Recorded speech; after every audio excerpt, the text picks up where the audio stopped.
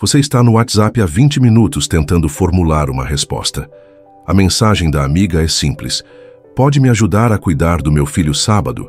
Mas suas mãos tremem sobre o teclado. Quer dizer não. Precisa dizer não. Sábado é seu único dia de descanso na semana. Mas cada vez que digita uma recusa, apaga tudo e recomeça. No final, como sempre, você digita, claro, sem problemas. Manda a mensagem e imediatamente sente aquela familiar sensação de traição interna. Mais uma vez, você disse sim quando cada célula do seu corpo gritava não. Mais uma vez, sacrificou suas necessidades para não parecer egoísta. Mais uma vez, escolheu a conveniência alheia em detrimento do seu bem-estar. A síndrome da boazinha não é uma doença médica, mas deveria ser. É uma condição silenciosa que afeta milhões de pessoas que aprenderam que existir significa agradar, que valer significa ser útil, que amar significa se anular. Você conhece os sintomas: cansaço crônico inexplicável, dificuldade para dizer não, culpa quando prioriza suas necessidades, sensação constante de estar vivendo a vida de outra pessoa. O mais cruel é que essa síndrome te convence de que você é uma pessoa boa. Afinal, você sempre ajuda, nunca reclama, nunca incomoda. Mas por baixo dessa máscara de bondade impecável, algo essencial está morrendo: sua autenticidade, sua capacidade de existir no mundo como alguém que importa. Existe uma saída, e ela não passa por se tornar uma pessoa rude ou insensível. Ela passa por aprender a linguagem da firmeza amorosa. 3 frases simples que podem revolucionar sua relação consigo mesma e com o mundo. Carl Jung, o psiquiatra suíço que mapeou os territórios mais profundos da psique humana, nos ensinou que todos usamos máscaras sociais. Ele chamou essa máscara de persona, a face que apresentamos ao mundo para sermos aceitos e protegidos. Sua persona da boazinha não é má. Na verdade, ela provavelmente te salvou em momentos vulneráveis da vida. Talvez você tenha aprendido ainda criança que ser gentil garantia segurança. Que crianças que não incomodavam recebiam mais carinho. Que questionar era desrespeito. Que ter necessidades próprias era egoísmo. Sua mente, sábia e adaptativa, absorveu essas lições e criou uma estratégia de sobrevivência: ser amada sendo indispensável. Mas Jung descobriu algo fascinante e perturbador. Aquilo que rejeitamos em nós mesmos não desaparece simplesmente. Ele chamou essa parte negada de sombra. Cada vez que você engole sua opinião real, cada vez que sorri quando gostaria de chorar, cada vez que diz sim quando quer dizer não, essa energia rejeitada se acumula nas profundezas da sua psique. É por isso que você às vezes explode por bobagens. O copo d'água que transborda não é sobre o copo, é sobre toda a água que você engoliu calada ao longo dos anos. Sua irritação desproporcional com o trânsito, com a torneira que pinga, com a pergunta repetida do parceiro, não é sobre essas pequenas coisas. É sobre uma vida inteira de autotraição acumulada. Jung observou que esses conteúdos reprimidos se organizam em grupos autônomos de energia psíquica, formando o que ele chamou de complexos. Você pode ter desenvolvido um complexo da disponibilidade eterna, uma compulsão automática de estar sempre acessível para todos, ou um complexo da salvadora, uma necessidade compulsiva de resolver problemas que não são seus. Esses complexos funcionam como programas automáticos no seu inconsciente. Você nem percebe quando eles assumem o controle. De repente, está oferecendo ajuda que não pode dar, assumindo responsabilidades que drenam sua energia, carregando pesos emocionais que pertencem a outras pessoas. Se você quiser um roteiro prático para aprofundar este reconhecimento, o Manual da Alma reúne exercícios curtos e diálogos internos guiados. É um mapa para dias confusos, quando você sabe que precisa mudar, mas não consegue identificar exatamente como. Mas vamos começar aqui, agora, com uma prática simples. Respire fundo e se permita fazer estas perguntas sem pressa. Em que situações eu digo sim quando quero dizer não? Que pessoas na minha vida recebem mais do meu tempo e energia do que eu mesma? Qual foi a última vez que priorizei minhas necessidades sem sentir culpa? Não julgue as respostas. Apenas observe. Jung enfatizava que a consciência é sempre o primeiro passo para qualquer transformação real. O que você provavelmente descobrirá é um padrão. Sua bondade se tornou compulsiva. Deixou de ser uma escolha consciente para se tornar um mecanismo automático de defesa. Você não é generosa porque quer ser. Você é generosa porque tem medo de não ser. E essa diferença é abissal. A bondade autêntica nasce da abundância interior.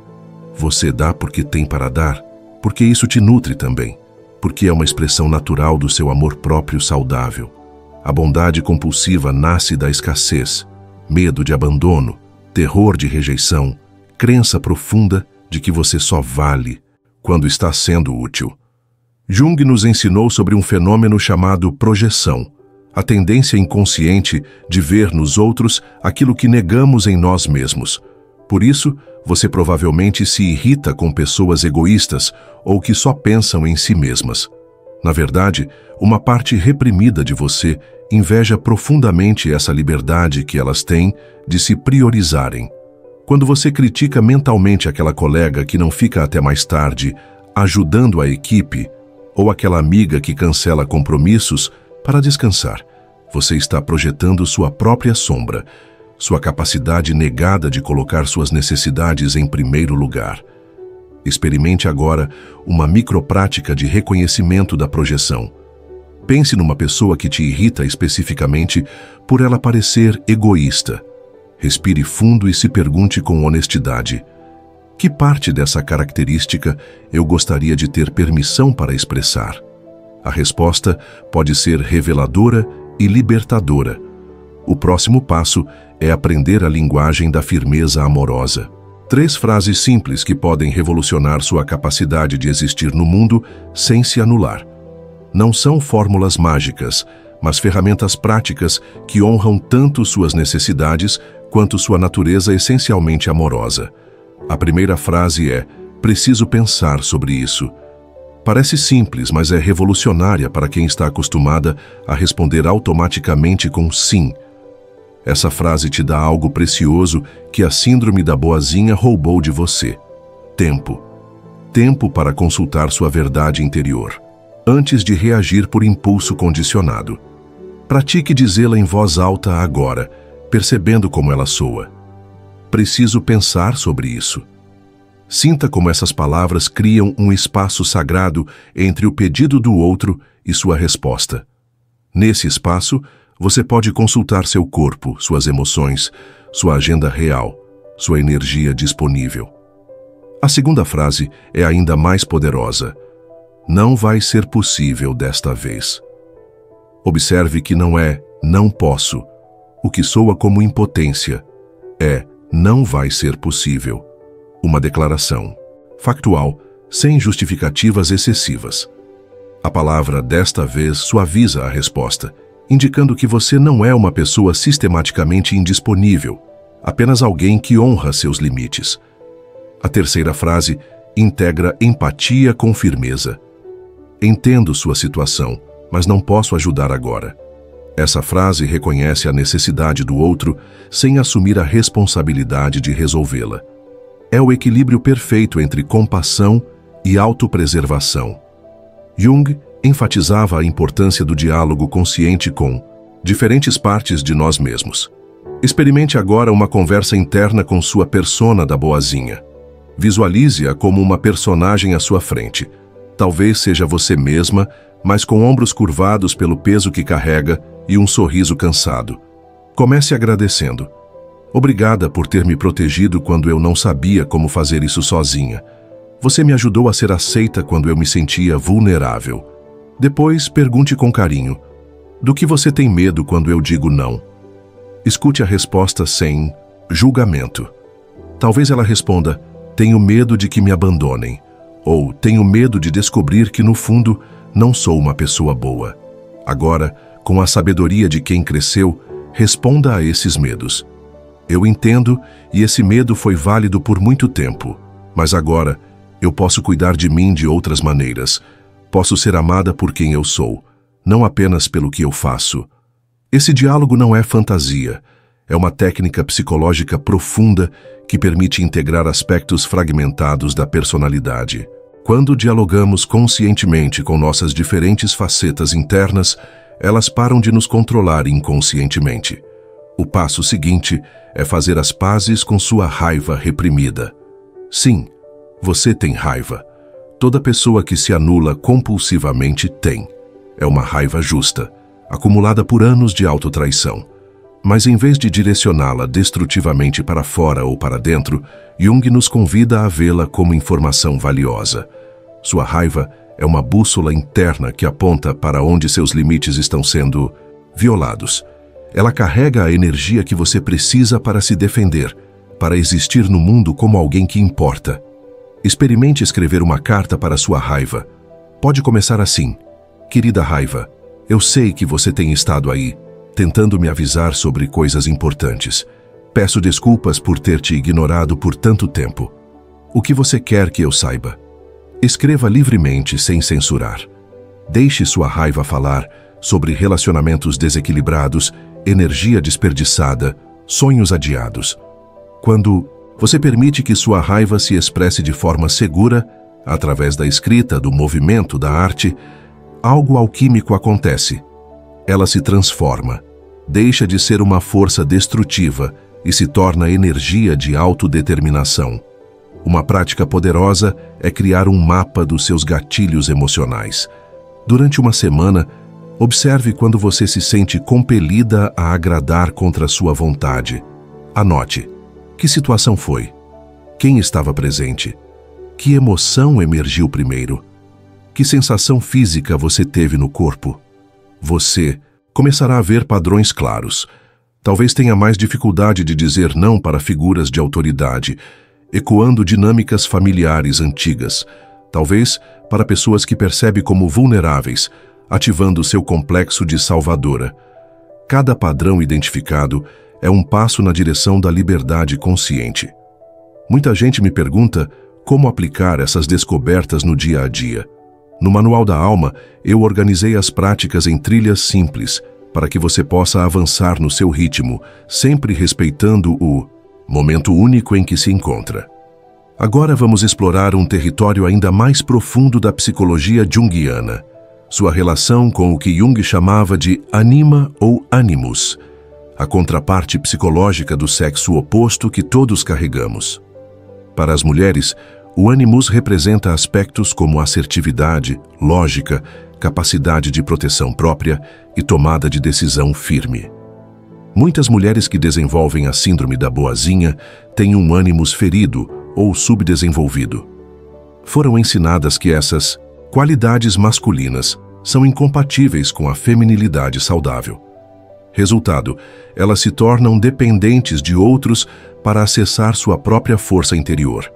Mas Jung nos mostra que a individuação, o processo de nos tornarmos psicologicamente completos, requer a integração desses aspectos aparentemente opostos. Você pode ser simultaneamente receptiva e assertiva, amorosa e forte, gentil e firme. Sua feminilidade não é ameaçada por sua capacidade de dizer não, ela é completada por ela. Experimente este exercício de conexão com sua força interior. Visualize uma figura que representa sua capacidade de autoprotecão. Pode ser uma guerreira sábia, uma árvore de raízes profundas, uma montanha inabalável, qualquer imagem que evoque solidez e proteção amorosa. Pergunte a essa figura: como posso honrar minhas necessidades sem deixar de ser amorosa? Escute a resposta que vem de dentro. Talvez ela diga: seus limites são atos de amor próprio. Ou, quando você se respeita, ensina outros a te respeitarem também. Essa voz interior sempre existiu. Você apenas aprendeu a não escutá-la. Jung observou que quando começamos a integrar nossa totalidade psicológica, o mundo exterior responde de maneiras surpreendentes. Ele chamava isso de sincronicidade. coincidências significativas que parecem conspirar a favor do nosso desenvolvimento. Quando você começa a usar essas 3 frases com naturalidade, pessoas que realmente te valorizam aparecem na sua vida. Oportunidades que honram sua autenticidade se manifestam. Relacionamentos baseados apenas na sua conveniência naturalmente se transformam ou se dissolvem. Não é magia, é a consequência natural de você finalmente estar alinhada com sua verdade. Um ritual poderoso para ancorar essa transformação é o descarte simbólico. Escolha um objeto que represente sua compulsão de agradar, uma peça de roupa que você usa para causar boa impressão, mas não gosta, um acessório que não reflete seu gosto real. Segure esse objeto e diga: obrigada por me ensinar que eu tenho escolhas. Depois, conscientemente, doe-o ou guarde-o com intenção de transformação. Esse gesto sinaliza para seu inconsciente que você está pronta para uma nova relação com sua autonomia. Pequenos rituais como esse têm um poder imenso de reprogramar padrões profundos. É importante entender que mudanças como essas podem gerar ansiedade inicial. Afinal, se você não é mais a pessoa que sempre diz sim, então quem você é? Essa pergunta, existencial embora desconfortável, é a porta de entrada para sua verdadeira individuação. Jung enfatizava que você é infinitamente mais rica, complexa e interessante do que qualquer máscara social poderia expressar. Sua bondade autêntica, aquela que vem da abundância, não da carência, é muito mais valiosa do que sua complacência compulsiva. Pratique esta conexão diária com seu self, seu núcleo mais verdadeiro. Reserve alguns minutos para estar em silêncio completo consigo mesma. Sem distrações, apenas você e sua própria companhia. Pode parecer estranho no início. Isso é normal, persista. Nesse espaço sagrado, pergunte-se: se eu não tivesse medo de decepcionar ninguém, como eu viveria? Que sonhos eu engavetei para caber nas expectativas alheias? O que minha alma realmente quer? Não force respostas. Deixe que sua sabedoria interior emerja como água de fonte. À medida que você se reconecta com sua verdade, algo belo acontece. Você descobre que ser autêntica não te torna menos amada. Te torna amada pelas razões certas. As pessoas que te amavam apenas pela sua conveniência podem se afastar. E isso não é perda, é limpeza necessária. Lembre-se, você não precisa ser rude para ser firme. Não precisa elaborar justificativas complexas para suas escolhas. Preciso pensar sobre isso. Não vai ser possível desta vez e entendo, mas não posso ajudar agora. São frases completas. Elas não precisam de apologias ou explicações extensas que enfraquecem sua posição. Jung observou que a segunda metade da vida tem uma tarefa específica: resgatar aquilo que sacrificamos na primeira metade. Se você gastou anos sendo a pessoa conveniente, chegou a hora de descobrir quem você é quando não está tentando agradar ninguém. Pratique começar pequeno. Use suas 3 frases em situações de baixo risco emocional primeiro. Recuse o doce que não quer comer. Decline do convite para o evento que não te interessa. Peça tempo para pensar antes de aceitar tarefas extras no trabalho. Cada pequeno exercício de autonomia fortalece seu músculo da autodeterminação. O paradoxo interessante é que quando você se torna capaz de dizer não com naturalidade, seus sims se tornam infinitamente mais preciosos. As pessoas começam a perceber que quando você aceita algo, é porque genuinamente quer estar ali.